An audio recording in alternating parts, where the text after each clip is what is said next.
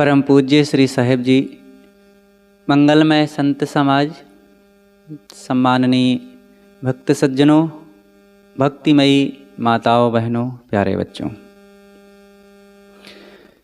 पिछले दिन कुछ समाज में फैले हुए अंधविश्वास और कुरीतियों पर चर्चा हुई थी। उसी क्रम को और आगे बढ़ाते हुए आज कुछ और चर्चाएं करते हैं। सदगुरु कबीर साहब ने कहा है, भरम का बांधा ई जग यही विधि आवे जाए, मानुष जन्म पाए के नर काहे को जहड़ाए। साहब कहते हैं ये संसार भ्रम की तमाम मान्यताओं में बंधा हुआ है और इसी भ्रम पूर्ण तमाम अंधविश्वास मान्यताओं के कारण ही ये बार बार जन्मता और मरता है। ऐसा मानव तन पा करके, ऐसा कल्याणदायी मोक्ष भूमिका ये जीवन को पा करके भला क्यों भटक रहे हो? भटको नहीं, सही दिशा में चलो, अपने कल्याण के बारे में सोचो। तो भटकाव क्या है जिसमें शिक्षित अशिक्षित, शहरी देहाती, नर नारी सभी भटके हुए हैं। कोई बिरला विचारवान विवेकी होता है जो इनसे निकलता है, जो सत्संग का आधार पकड़ता है और तत्व विवेक चिंतन करता है, वही इससे बचता है।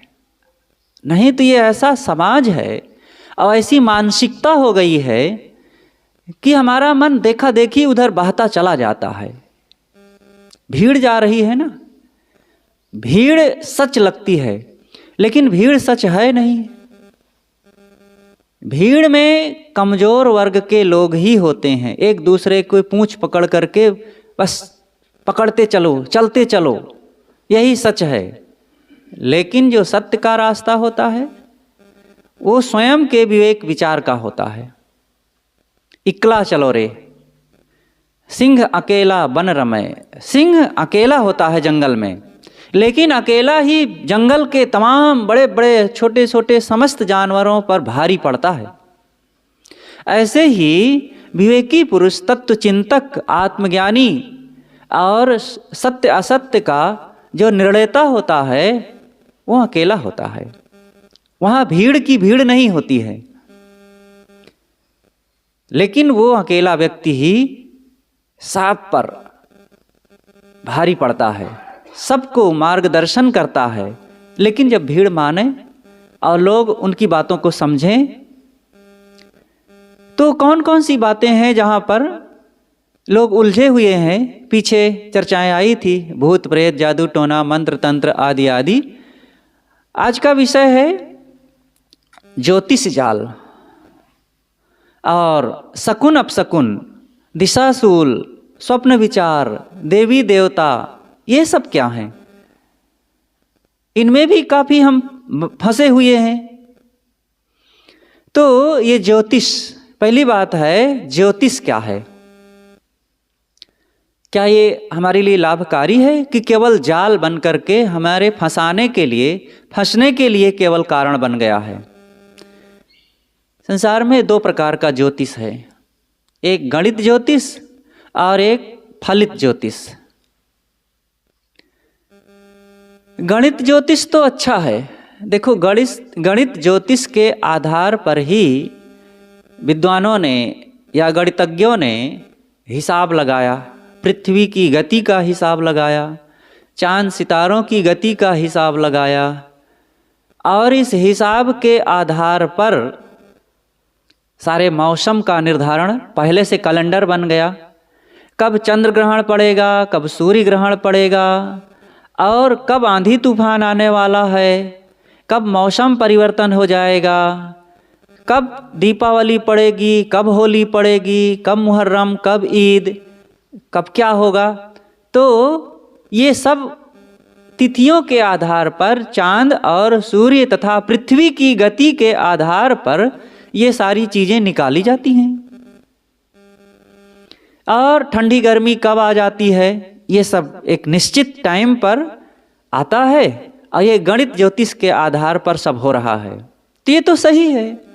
मौसम इन सब से ही पता चलता है कि धरती और चांद तथा सूर्य की गति के आधार को देख करके, इनके रुख को देख करके, तो ये अच्छी बात है। लेकिन एक जो दूसरी चीज है फलित ज्योतिष, फलित ज्योतिष हाथ देख करके किसी का भविष्य बता देना, और अमुक ग्रह टेढ़ा है अमुक के ऊपर, ये केवल बकवास है। कोई ग्रह टेढ़ा नहीं है, और किसी के ऊपर ग्रह टेढ़ा हो जाए और किसी के ऊपर सीधा कैसे रहेगा। हम लोग देखो यहाँ इतने लोग बैठे हैं, सबका भाग्य एक तो नहीं होगा, सबके अलग अलग कर्म है, सुख दुख है, भाग्य है, तो एक कैसे हो जाएगा, अलग अलग है। लेकिन अगर ग्रह टेढ़ा होगा तो ग्रह आकाश में है, बहुत विशाल ग्रह होते हैं, और फिर उस ग्रह का प्रभाव इस धरती पर किसी घर में रहे हुए व्यक्ति, एक व्यक्ति पर आवे, औरों पर न आवे, ऐसे कैसे हो सकता है। सूरज एक ग्रह है, चांद एक उपग्रह है, और भी ग्रह हैं, लेकिन हमारा जो सीधा संबंध ज़्यादा लाभ हो रहा है चांद और सूरज का, या और भी ग्रहों को मान लो, सभी ग्रह अपने आप में बहुत विशाल हैं, और उनका प्रभाव हम यहाँ बैठ जाएं तो इतने लोग हैं, करीब 20 लोग, और इसमें से एक जन के ऊपर आवे औरों पर न आवे, ऐसा हो सकता है। ये देख, एक छोटा सा बल्ब जल रहा है, इसका प्रभाव सबके ऊपर आ रहा है, और शनि का और फलाने ढेकाने का प्रभाव एक ही पर आवे, दूसरों पर कैसे नहीं आएगा। इस संसार में वर्तमान में 8 अरब 2 करोड़ जनता है, और हमारे देश में कुल 145 करोड़ जनता है, 145 करोड़ से भी ज़्यादा है। और हमारे देश भारत में जो ग्रह का प्रभाव आता है वो सब पर एक है क्या? होना तो चाहिए सब पर एक, लेकिन सबका अलग अलग भाग्य है, सुख दुख है। अब 12 राशियां कुल हैं, कुल 12 राशियां हैं, जो धनुर और मेष संक और कौन कौन है, ये जो कुल 12 राशियां हैं। और इन 12 राशियों के आधार पर अगर हमारे भारत की जनता का हिसाब लगाया जाए तो एक एक राशि पर 12 लगभग 13 करोड़ जनता आती है एक राशि पर। तो क्या एक राशि का प्रभाव इन 13 करोड़ जनता पर एक समान है? नहीं है। तो किस आधार पर इन पंडितों ने कहा कि तुम्हारे ऊपर ग्रह टेढ़ा है?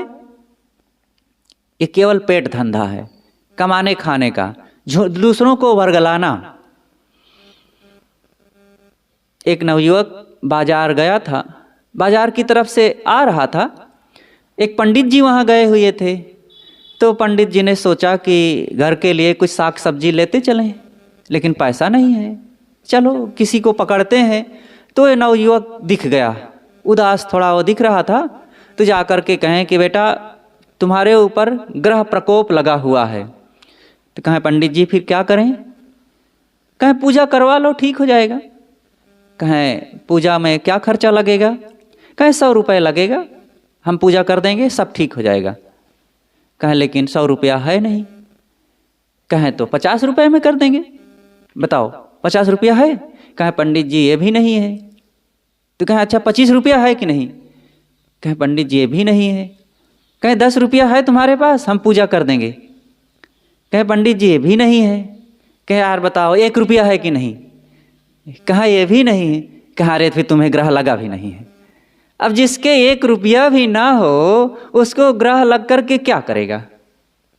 इतने में कबीर साहब वहाँ आ गए, देखे कि पंडित जी इस व्यक्ति को कैसे वर्गला रहा है। तो पूछ पड़े साहब, मैं तो ही पूछो पंडित जना, हृदयाग्रहण लागु के ही खाना। हे पंडित जी, मैं तुमसे पूछता हूँ कि तुम्हारे मन में ये भ्रम तथा अज्ञान का ग्रहण कब से लग गया, जो इसको बता रहे हो कि तुम्हारे ऊपर ग्रह टेढ़ा है। तो पंडित जी कुछ नहीं बोल पाए। तो कबीर साहब फिर कहते हैं, कहाँ कबीर इतना नहीं जान, कौन शब्द गुरु लागा कान, इतना भी नहीं जानते हो। तो तुम्हारे गुरु ने तुम्हारे कान में क्या शिक्षा दिया है, क्या बताया है, कौन सा मंत्र दिया है? अथवा गुरु बन करके तुम अपने शिष्यों को क्या सिखाते हो कि ग्रह कब लगता है, कैसे लगता है, ये जान ही नहीं पाते हो। आकाश का ग्रह टेढ़ा नहीं होता है, हमारे अंदर में ग्रह है वो हमारे ऊपर टेढ़ा हो जाता है। इस बात को समझते नहीं। जब हमारे मन में क्रोध जगा, लोभ जगा, मोह जगा, काम जगा, अहंकार जगा, तब मानो हमारे ऊपर ग्रह टेढ़ा हो गया। और इस ग्रह को तो हम समझते नहीं, इसको सीधा करते नहीं, और लोग बताने लगे कि तुम्हारे ऊपर आकाश का ग्रह टेढ़ा है। कोई टेढ़ा नहीं है, बस अपने कर्म को सुधारें, अपने स्वभाव, अपने विचार, अपनी वाणी, अपने मन को ठीक कर लें, अपने इंद्रियों को स्वश कर लें, बस सब ठीक है।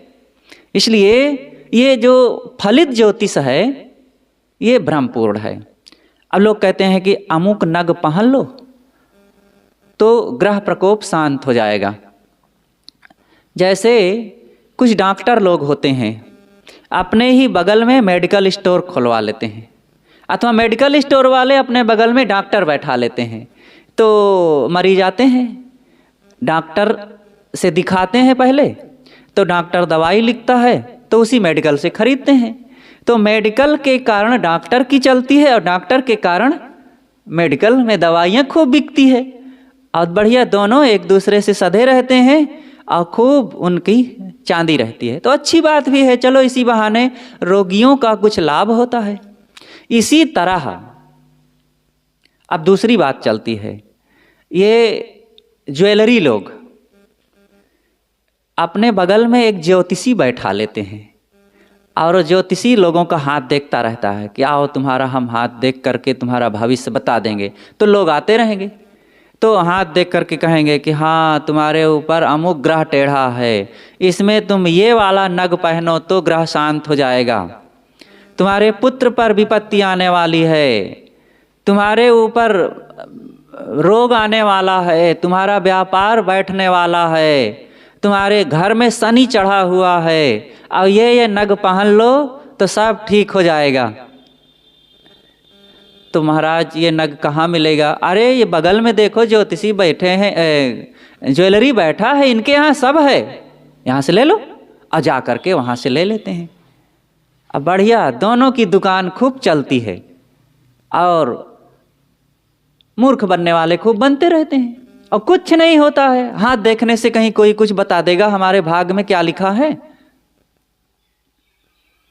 कई ऐसी घटनाएं हैं जो इस हाथ देखने के लिए पूरा बकवास ठहरी।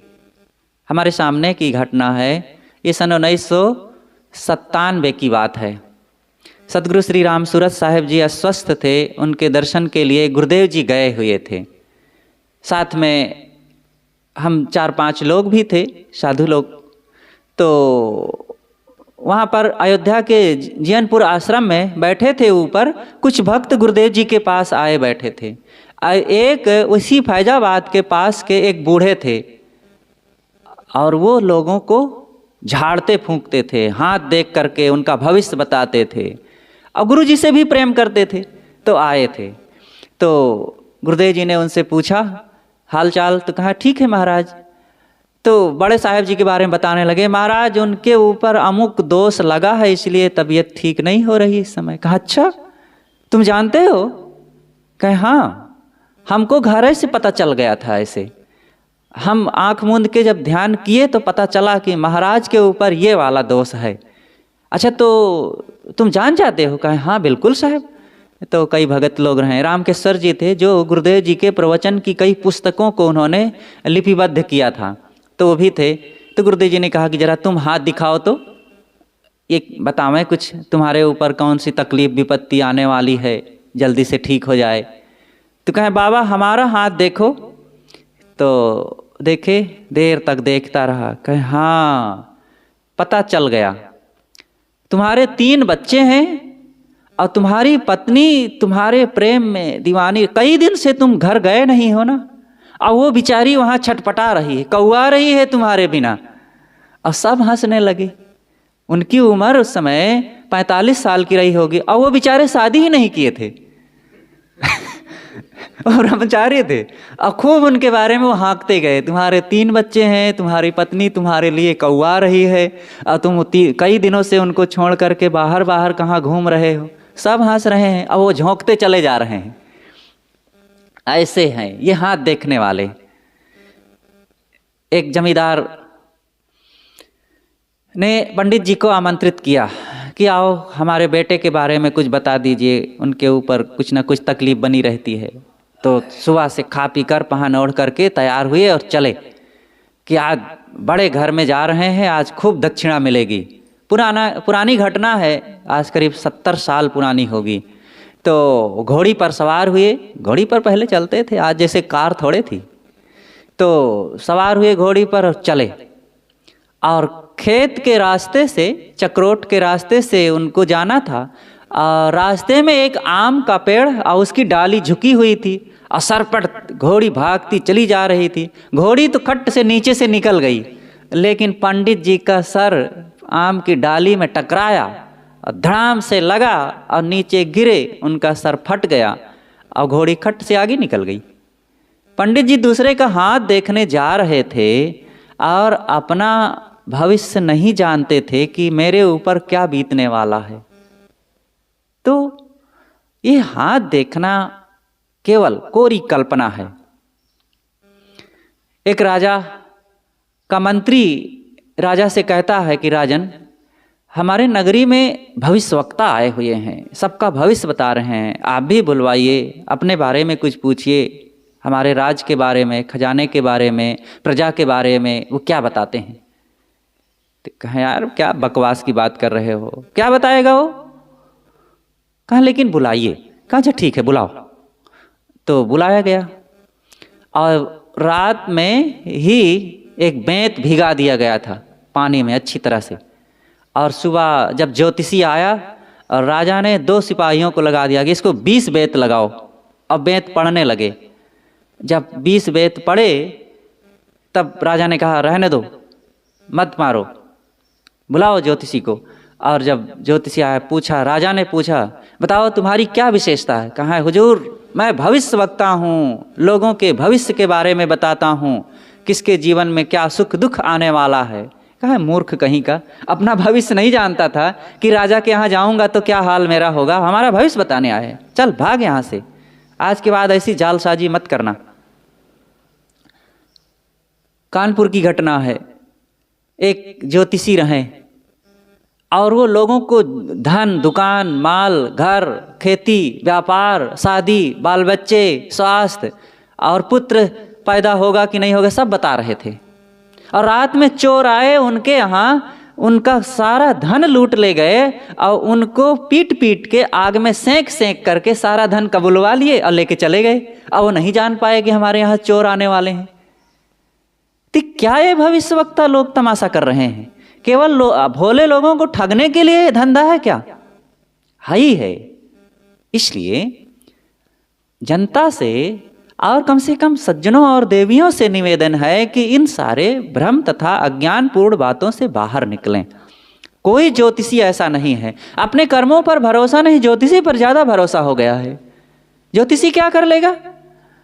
जो स्वयं शराबी कबाबी होते हैं, कई लोग अंडा मांस खाते हैं और हमारे भाग्य विधाता बन गए, और हम खुद अपने भाग्य को नहीं निर्मित करते हैं। पाणिनि का नाम आप लोगों ने सुना होगा। हमारे देश में जो पुरा काल में सबसे बड़े व्याकरणाचार्य हुए हैं उनकी बात है। वो जब नवयुवक थे तो एक ज्योतिषी आया। एक ने कहा कि पाणिनि देखो ये ज्योतिषी आए हुए हैं, तुम अपने भाग्य के बारे में इनसे पूछ लो। तो दिखाया हाथ, तो कहा कि तुम्हारे हाथ में विद्या नहीं है। वो जवान क्या थे, विद्यार्थी ही थे, उस समय पढ़ रहे थे। कमज़ोर थे थोड़ा पढ़ने में। तो उसने कह दिया कि तुम्हारे भाग में विद्या नहीं है। कहा अच्छा कहाँ लिखा है? कहा ये रेखा बता रही है कि तुम्हारे भाग में विद्या नहीं है। उठाए चाकू फाड़ दिए अपने ही हाथ में मार करके, और कहे कि रेखा बता रही विद्या नहीं है ना? कहे हाँ, और फाड़ दिए। और फिर वो लड़का पाणिनि पढ़ा और इतना मेहनत करके पढ़ा कि आज जो हमारे देश में संस्कृत और हिंदी का व्याकरण है, पाणिनि के व्याकरण के आधार पर सब कुछ पढ़ाया जाता है। और इतना बड़ा विद्वान हुआ, उन्होंने कई ग्रंथ लिखा। और ज्योतिषी कह दिया था कि ये बुद्धू रहेगा, नहीं कुछ पढ़ पाएगा।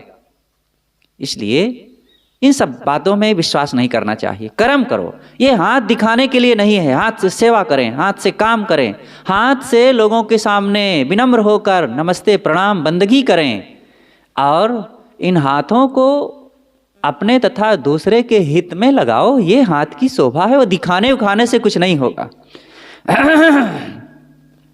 तो देखो, श्री राम और सीता की शादी हुई थी।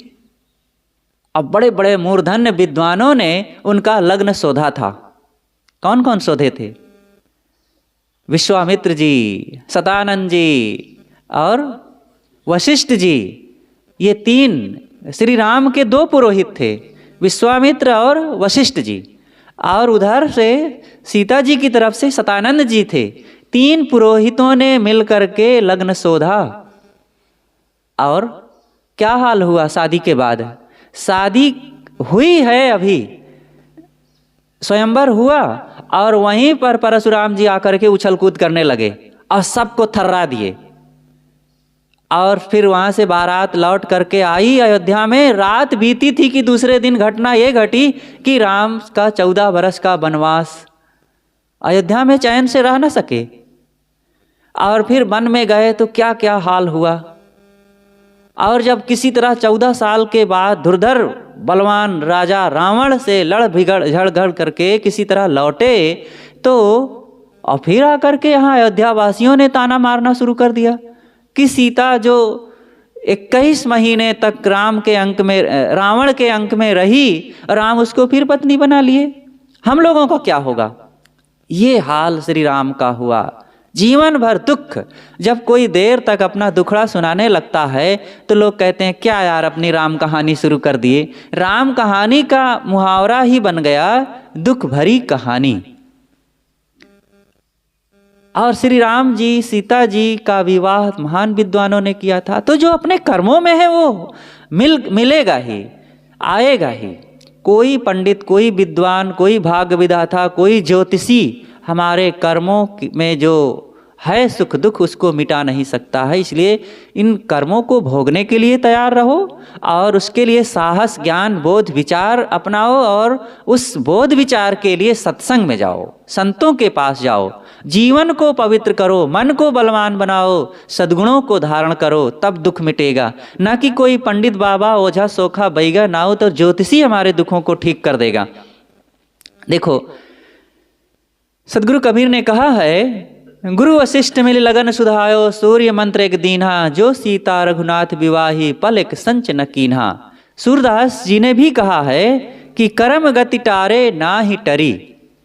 गुरु वशिष्ठ से पंडित ज्ञानी रुचि रुचि लगन धरी, सीता हरण मरण दशरथ की, विपत्ति में विपत्ति परी, कर्म गति टारे ना ही टरी। और तुलसीदास जी महाराज ने भी कहा है, जन्म मुहूर्त योग्य ग्रह, तुलसी गिनत न काहि, राम भये जहि दाहिने, सबे दाहिने ताहि। तो इन बातों का खंडन तो सबने कर दिया है, लेकिन जब हमारे पास सुनने के लिए कान हो और देखने के लिए इन बातों को आंख हो तब ना। हम तो केवल भीड़ को देख करके सरल रास्ता अपनाने चले, और लोग जा रहे हैं हम भी यही कर लें, ठीक ही हो जाएगा, कौन जाने ठीक हो जाएगा। अब बस यही चक्कर में चल पड़े, बिना सोचे विचारे अनजाने रास्ते में अज्ञान पूर्वक आगे बढ़ते गए और फंसते गए, उलझते गए। फिर वन वे है ये, अंधविश्वास का रास्ता वन वे, लौटने का वहाँ चांस नहीं है। केवल घुस गए तो फिर उलझते, मरते, रोते, छटपटाते, बर्बाद होते ही जिंदगी बीतती है। इसलिए वहाँ कोई मत जाओ, मार्ग तो कठिन है वहाँ कोई मत जाओ, गए ते बहुरे नहीं कुशल कहे को आओ। जो एक बार घुस गया तो कौन कहे कि यहाँ भैया ये अंधविश्वास अज्ञान का रास्ता है। सब वहीं जो एक बार गए तो सब नाक कटा लिए और कहने लगे कि हाँ हाँ भगवान के दर्शन होते हैं, नक कटा पंथ चल गया इसी से। अगली बात है शकुन अपशकुन और दिशाशूल, ये 3 बातें आती हैं। शकुन अपशकुन क्या है? लोग अनेक ढंग से कहते हैं कि अमुक करना शुभ है, अमुक ना करना अशुभ है, तो ये अनेक बातें होती हैं शरीर में, जीवन में, घर परिवार में, लोगों में, बाल बच्चों में, ये तो कुछ ना कुछ होता ही रहता है। ये घटनाएं तो घटती ही रहती हैं। अब इनको लेकर के हम घबराए जाएं और कुछ इधर उधर अन्यथा सोचने करने लग जाएं, ये ठीक नहीं है। सब चीज विचार पूर्वक काम करें और मजबूत रहें, घबराएं नहीं। घबराने से थोड़े कोई काम बनता है। अब जैसे कि अंग का फड़कना, कभी कभी आँखों में, कंधे में, हाथ में फड़कन होने लगती है, तो लोग कहते हैं कि स्त्री का बायां और पुरुष का दायां अंग फड़कने से अमुक अमुक हानियाँ लाभ होती है, या आँखें फड़कने से ये हानियाँ लाभ होता है। कुछ नहीं होता है। क्या है? वायु विकार है। हमारे तो कई बार ऐसा एहसास हुआ, आँख में भी कई बार, लेकिन हाथ में तो कई बार होता है और कुछ नहीं। ऊपर छिपकली गिर जाए तो पंडित लोग बताते हैं, लिखा है शास्त्रों में कि अमुक अमुक तीर्थों में जाके स्नान करना चाहिए, नहीं तो बड़ा दोष होता है। अरे कुछ नहीं होता है। छिपकली बहुत पकड़ वाली होती है, कभी चूक गई, गिर गई आपके ऊपर तो कौन आफत आ गई है। कोई नाग थोड़े गिर गया है। अरे गिर गई है छिपकली, बहुत करना है तो जाके नहा लो, धो लो, उसकी गंदगी लग गई हो और कुछ लग गया हो तो। अब तीर्थों में जाके गंगा में नहाएंगे, अब अमुक अमुक जगह दान करेंगे तभी ये दोष मिटेगा? ऐसा कुछ नहीं है। तेली का मुख देखना बड़ा अशुभ होता है और धोबी का मुख देखने से बड़ा शुभ होता है।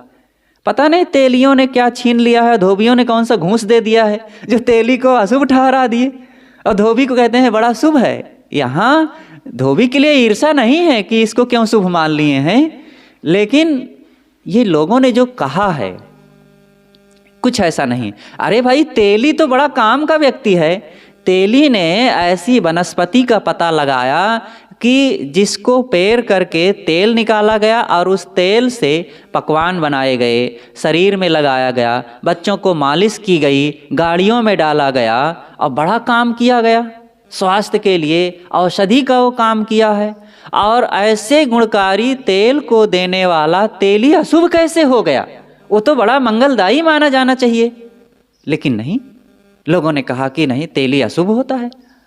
अगर तेली अशुभ है तो तेल खाना महाअशुभ है। तेल सबको अपने अपने घर से फेंक देना चाहिए, लेकिन नहीं, तेल खाएंगे और तेल को देने वाला अशुभ है।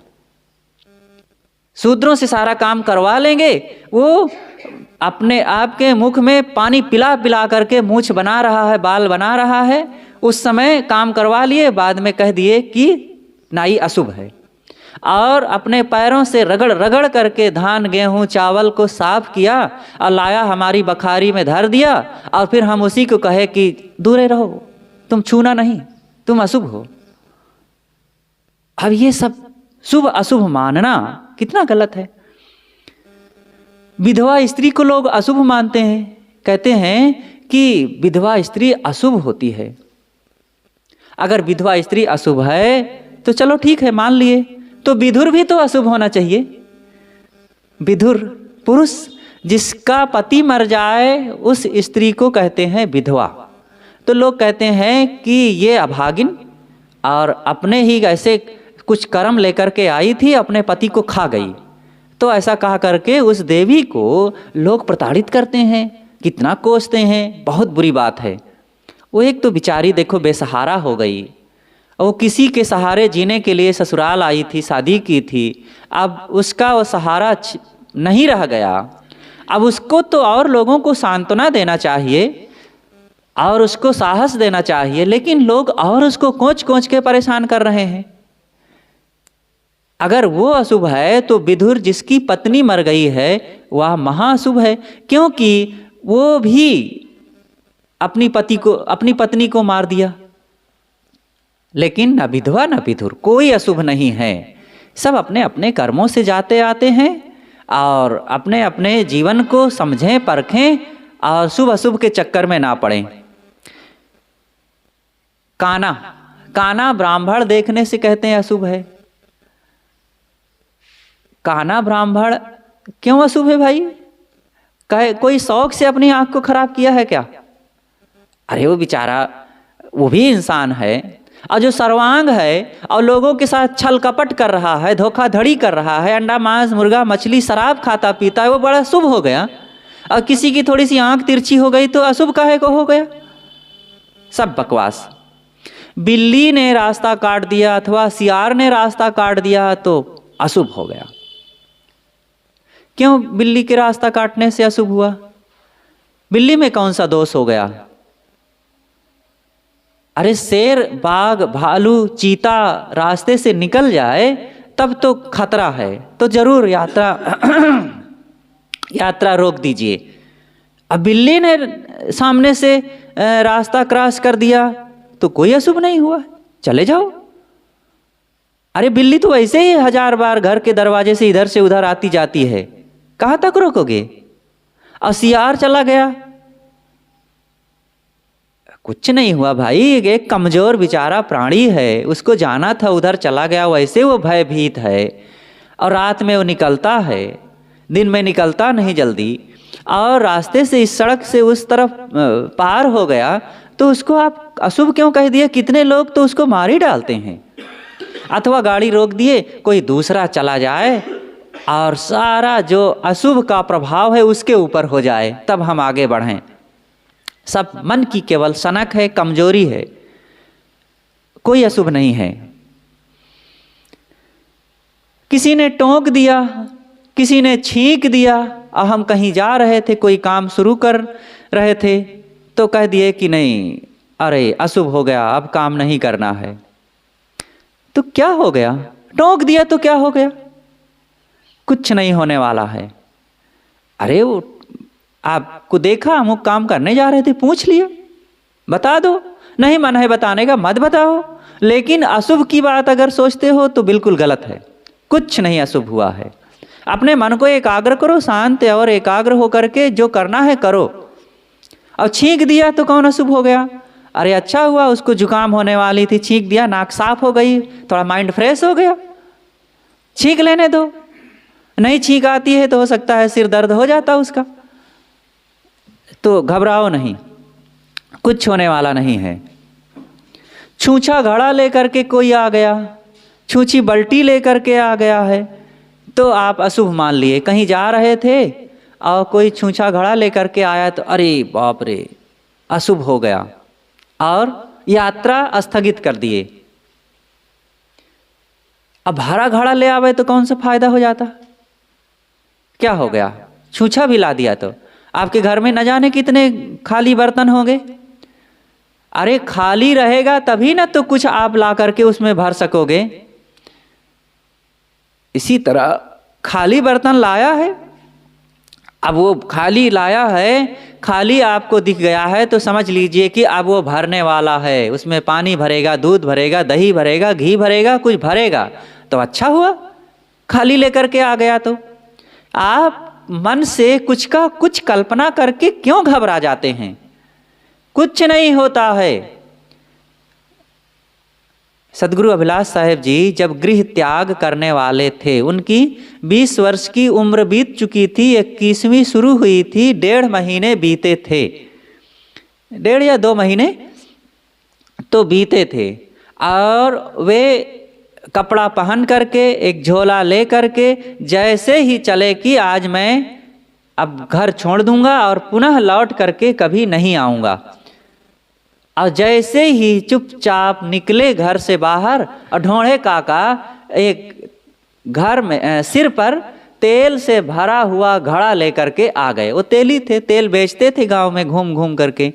और ढोंढे काका आ गए, तेल लिए, सिर पर घड़ा रखे। तो वो देख करके तो बेचारे सूख गए, क्योंकि ये मान्यता थी कि तेली को देखने से अशुभ होता है कहीं जाते वक्त। तो वो कहा, बच्चा हम नहीं जान पाए कि तुम कहीं जा रहे हो, हमसे बहुत गलती हो गई। तो गुरुदेव जी ने कहा कि काका आप ऐसा क्यों सोच रहे हैं, मैं ये सब नहीं मानता हूँ, ये सब बिल्कुल अंधविश्वास है। और लोगों ने बहुत गलत कहा है ऐसा कि कोई तेली अशुभ होता है, छूछा घड़ा लेकर या तेल लिए घड़ा लेकर के कोई आ जाए तो अशुभ होता है। और मैं जो है आज जिस काम के लिए जा रहा हूँ आप मिल गए, और मैं मानता हूँ कि मेरे लिए बहुत शुभ हो गया है। और निश्चित ही मैं अब जिस काम के लिए जा रहा हूँ मेरे लिए वो पूरी अच्छी तरह से फले फूलेगा। बताओ, तेली को देख करके और तेल लिए सिर पर घड़ा लिए हुए तेली को देख करके गुरुदेव जी गृह त्याग किए थे। वे अपने काम में सफल रहे कि असफल रहे? तो काहे को फिर तेली को अशुभ कहना, काहे को छूछा घड़ा या भरा घड़ा के लिए शुभ अशुभ की कल्पना करना? साफ केवल झूठी बातें हैं, बकवास की बातें हैं।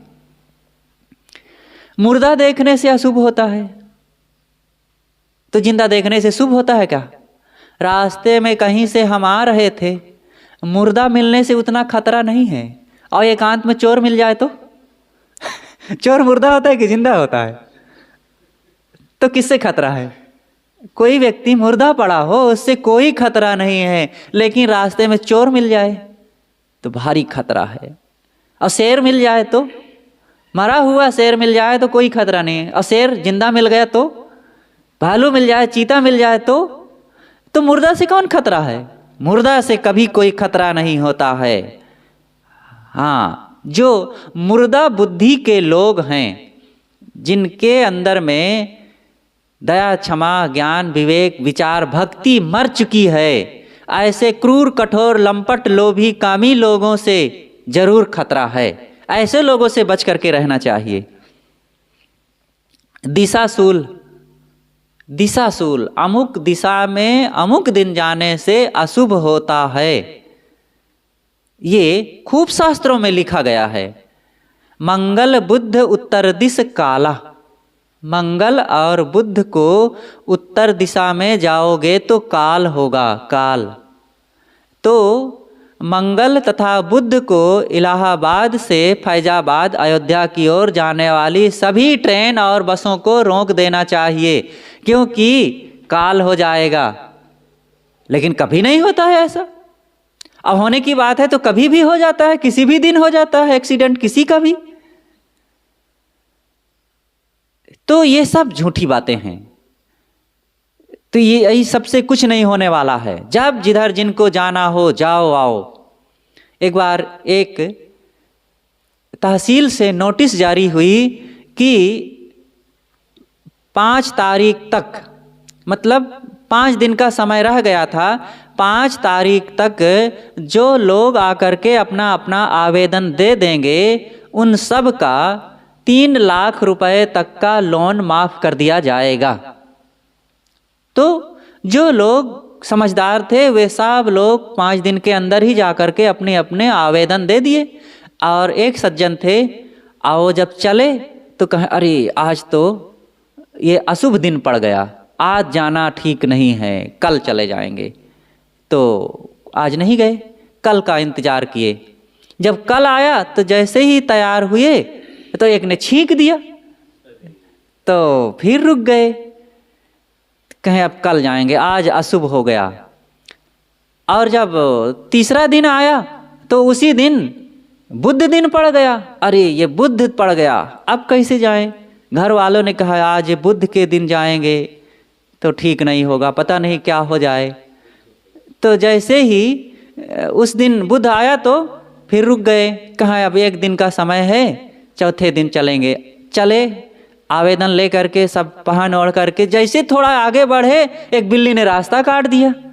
गजब हो गया, फिर लौट पड़े। अब क्या करें, हड़बड़ा तो गए, लेकिन सोचे कि 5वें दिन 5 तारीख को हम सुबह से जा कर के जल्दी से जमा कर देंगे। और जैसे ही जब 5वें दिन चले तो ऑफिस खुलते ही सारा कागज़ 4 दिन का हिसाब किताब ले करके चला गया इलाहाबाद। और मंझनपुर में सारा काम उस दिन कुछ हुआ ही नहीं, क्योंकि इस पिछले सारे आवेदन जो आए थे सबको बड़े ऑफिस में इलाहाबाद में भेजना था, और वहाँ चला गया। अब ये गए और देने लगे, कहाँ बस हो गया। जिनको जो लोगों ने अभी तक दे दिया है पिछले 4 दिनों में, उन सबका हमने भेज दिया है कागज़, अब आपका कुछ होने जाने वाला नहीं है, अपना ले जाओ। अब हाथ पैर पटक कर छटपटाए के रह गए, मुंह बनाते हुए चले आए। तो ये सब अंधविश्वास में पड़ने का क्या परिणाम होता है? अनेक प्रकार की हानि, घाटा और उल्लू बन जाना। इसलिए इन सब बातों से बाहर निकलना चाहिए। देवी देवता, देवी देवता क्या है? देवी देवता मान करके लोग क्या क्या पूजते रहते हैं, क्या क्या मानते रहते हैं, बिना समझे बूझे कहीं भी देवी देवता उनके प्रकट हो जाते हैं। सच्चे देवी देवता माता पिता हैं, चेतन प्राणी हैं, इनकी पूजा सम्मान होना चाहिए, गुरु संत हैं। लेकिन देवी देवता के नाम पर लोग मिट्टी, पत्थर, लकड़ी, पेड़, पौधा और जहाँ तहाँ इधर उधर मानते हैं। और ये सब मान करके केवल मन को कमज़ोर बनाना, अपने समय को बर्बाद करना, बुद्धि विचार को भटकाना और कुछ लाभ न पाना, यही सब होता है। इसलिए इन कल्पित देवी देवताओं के अंधविश्वास अज्ञान में पड़ करके पूजा उपासना के चक्कर में नहीं पड़ना चाहिए। ये मिट्टी पत्थर पूज पूज करके इनसे कुछ मिलने वाला है? अरे ये मिट्टी पत्थर का उपयोग करो, पेड़ पौधा, लकड़ी, पानी, नदी, इन सब का उपयोग करो अपने शारीरिक स्वास्थ्य के लिए, व्यवहारिक लाभ के लिए।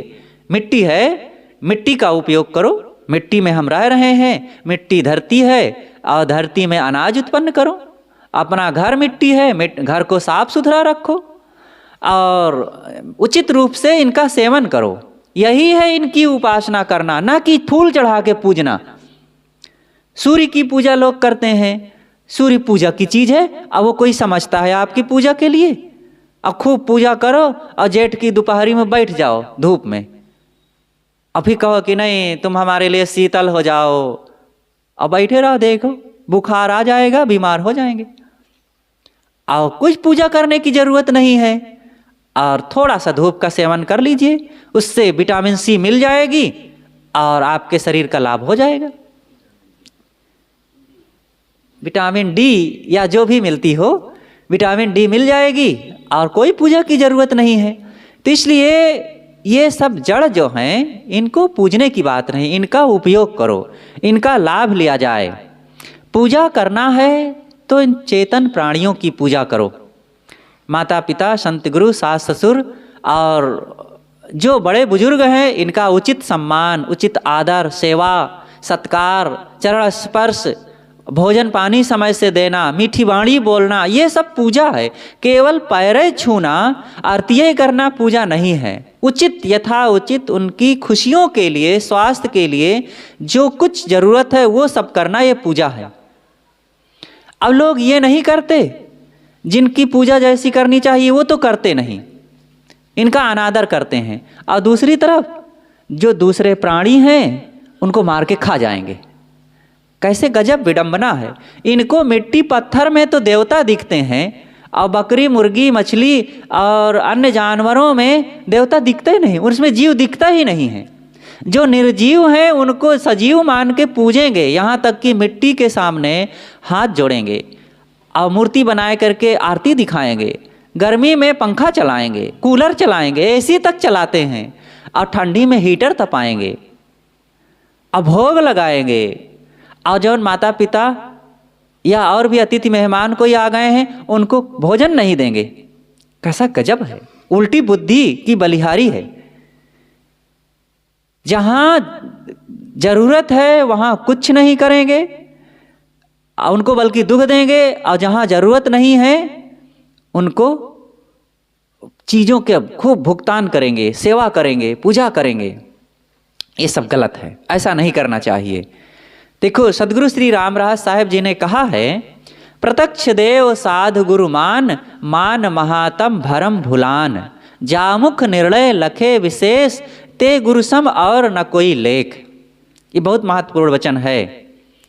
प्रत्यक्ष देव साधु गुरु मान, प्रत्यक्ष हाजिर हुजूर सामने स्पष्ट जो दिखने वाले हैं, जिनसे पूरा लाभ मिलता है, व्यवहार परमार्थ का, लोक परलोक का जिनसे लाभ होता है, वे देवता कौन है? साधु, संत और गुरुदेव, और फिर अन्य प्राणी हैं, माता पिता भाई बंधु हैं। मान महातम भरम भुलान, ये मान करके जहाँ तहाँ जो तुम जड़ पूज रहे हो, ये भ्रम का रास्ता है, अज्ञान का रास्ता है। और लोग तो अरे यहाँ तक कि मिट्टी की मूर्ति, कागज, फोटो आदि ये सब सामने रख कर के देखने के लिए, फोटो रखना चाहिए, पूजने की जरूरत नहीं है फोटो को। कई घरों में देखते हैं हम कि फोटो रखे हैं, बढ़िया फोटो, बड़ा कीमती, लेकिन ला करके टिक्का लगा दिए हैं, और उनके माथे में सिंदूर पोत दिए, खराब दिखता है, कई दिन का पुराना हो गया है। अगरबत्ती खोस दिए हैं, धुआं लग लग के फोटो भी खराब हो गया है। और जाके मुँह में भात लगा दिए हैं थोड़ा सा, अब वो जूठा भात उनके लगा, भोग लगाए हैं ना, तो भात कई दिन का बासी, आपके मुँह में कोई भात लगा दे थोड़ा, और 5 दिन आप भात मुँह को न धो, तो लोग क्या कहेंगे? और जिनको देवता माने हैं, 5 दिन से पता नहीं कब से पुराना भात दाल लगा हुआ है, क्या आप देवता का सम्मान कर रहे हैं कि अपमान कर रहे हैं? तो ये पूजा नहीं हुई। तो इस तरह से भटके नहीं, सही तरीके से काम करें। तो ये पूजा आदि ऐसा ना करें, बल्कि सही ढंग से करें। जामुख निर्णय लखे विशेष, ते गुरु सम और न कोई लेख। जिन मुख से, जिन गुरुदेव संतों से, या जिनसे भी कहीं भी जीवन में आत्मज्ञान और जीवन कल्याण की बातें समझ में हमारे आ जाए, जो हमें मन इंद्रियों की स्वस्थता, मन की शांति और जड़ चेतन का निर्णय, भ्रम अज्ञान अंधविश्वास से निकालने का रास्ता बता दे, वही हमारे लिए प्रत्यक्ष देवता हैं, वही हमारे लिए उपास्य हैं, उनकी उपासना करना चाहिए। आपसु देवा मनुष्याणाम दिव्य देवा मनीषिणाम, बालानाम काष्ठलोष्ठे सुबुधस्य आत्मनि देवता। हमारे ऋषियों ने भी कितना बढ़िया कहा है, देखो, आपसु देवा मनुष्याणाम, जो सामान्य मनुष्य होते हैं वे आपस कहते हैं पानी, तीर्थों की जाकर के पूजा करते हैं, स्नान करते हैं, और वहाँ पर भगवान पाना चाहते हैं। वहाँ देवता है, वहाँ भगवान है, वहाँ बड़ा देवता मिलता है, और वहाँ लेटे हनुमान है, वहाँ बड़े हनुमान है, वहाँ खड़े हनुमान है। क्या गजब है। जब बाढ़ आती है तो कहते हैं कि हनुमान जी का चरण स्पर्श करने के लिए गंगा माई आई थी, और देखो स्नान कराने के लिए गंगा माई आई थी। बाढ़ आई तब हनुमान जी का चरण स्पर्श करने गंगा माई आई थी, और जब उनका चरण स्पर्श करती है तो हजारों घर डूब जाते हैं। तब कोई नहीं कहता है कि घर के लोगों का तुम्हारा भी चरण स्पर्श करने आई थी गंगा माई। तो उसको नहीं कहेंगे अरे प्रलय आ गया है, गंगा सबको डुबा, बाढ़ आ गई है, सब लोगों में त्राही त्राही मचा है। लेकिन जब बात आएगी कि हनुमान जी की, तो कहेंगे नहीं, उनका चरण स्पर्श करने आई थी। कैसी कैसी विडंबना बात लोग कह देते हैं। तो आपसु देवा मनुष्याणाम, सामान्य भोले लोग ये पानी पूज करके, गंगा में नहा करके, नर्मदा में जा करके, और कहाँ कहाँ ये मानते हैं कि वहाँ पुण्य होता है। और दिव्य देवा मनीषिणाम, जो थोड़ा पढ़े लिखे मनीषी लोग हैं, बुद्धिमान लोग हैं, वे आकाश में चमकते हुए चांद सितारों को देवता मान करके पूजा करते हैं। अब बाला नाम काष्ठलोष्ठेषु, जो बाल बुद्धि वाले भोले ना समझ लोग हैं, वो मिट्टी पत्थर को पूज करके देवी देवता मान लेते हैं। लेकिन बुधस्य आत्मनि देवता, विवेकवान, बुधस्य विवेकी बुद्धिमान जो लोग हैं, वो आत्मा को देवता मानते हैं। देखो 4 स्तर से देवी देवता मानने की बात बताई गई है। हमारे ऋषियों ने कहा है कि जो सामान्य लोग हैं वो तीर्थों में, नदियों में, पानी में अमुक अमुक जगह जा कर के वह देवता मान के पूजा करते हैं। और जो थोड़ा पढ़े लिखे बुद्धिमान बुद्धि स्तर से जीने वाले लोग हैं वो चांद सितारे ग्रह नक्षत्रों को चमकते हुए उन नक्षत्रों को देवी देवता मान करके पूजते हैं, स्वर्गलोक की कल्पना करते हैं। और जो भोले भाले सामान्य बुद्धि के कमज़ोर लोग हैं वो अपना लकड़ी, मिट्टी, पत्थर, कागज, फोटुआ ही पूज के कल्याण करना चाहते हैं, पाना चाहते हैं। लेकिन जो सच्चे ज्ञान बोध विचार साधना संपन्न मजबूत मन वाले साधक हैं, विचारवान विवेकी हैं, वो आत्मा को देवता मानते हैं। इसलिए हम सच्चे देवी देवता को पहचाने। थोड़ा सा और स्वप्न विचार, सपने पर सपना, अरे सपना क्या है? सपने में बहुत ज़्यादा उसके दुख और सुख नहीं मानना चाहिए। कुछ लोगों को सपना रात में दिखा कि हमें इतना धन मिल गया है, हमने अमुक तीर्थ में जा कर के स्नान किए हैं और अमुक बाबा के यहाँ जा कर के अमुक मंदिर में हम जा कर के दर्शन किए हैं, तो बड़ा खुश होकर के वर्णन करते हैं। और कुछ लोगों को सपना ये आ गया कि रात में चोर आ गए, सब धन लूट ले गए, रात में हमको इतना धन मिल गया, रात में हम राजा हो गए, साधु हो गए, भिखारी हो गए। तो इन बातों में कोई दम है? जब जगे तो राजा साहब अकड़ के चले और सब पर अपना शासन दिखाने लग जाए। जो राजा बन गया था सपने में और सब पर कहे कि तुम लोग मेरी बात मानो, और कोई बात मानेगा उसकी?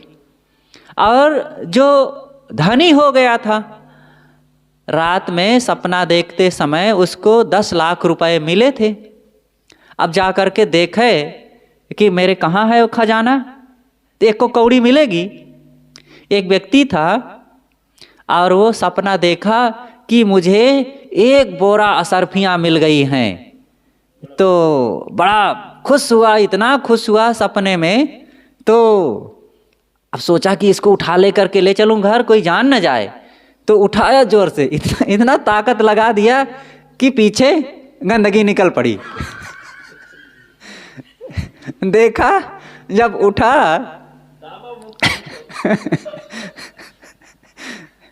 जब उसकी नींद खुली, अचानक उसकी नींद खुल गई, जोर लगा दिया ज़्यादा ना, तो मोहर तो एको न मिली, लेकिन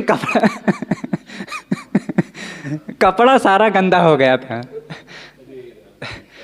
तो ये सपने पर ऐसा सोच करके आप व्यर्थ की बातें कर रहे हैं, कुछ नहीं होता है। अच्छा हुआ कोई बात नहीं, ये आपके जागृति का फल है। आपने जागते समय व्यवहार में दिन में अच्छी बातें सोचे थे, अच्छी बात किए थे, अच्छे लोगों से मिले थे, अच्छा काम किए थे, इसलिए उसके संस्कार सपने में आ गए। और सपने में कुछ अशुभ घटना घट गई, अशुभ बात हो गई, कुछ और हानि हो गई, चोर मिल गए, डाकू मिल गए, शेर मिल गया, हाथी मिल गया, बाघ मिल गया, तो दिन में आप वैसी बात सोचे थे इसलिए उसका संस्कार आ गया है।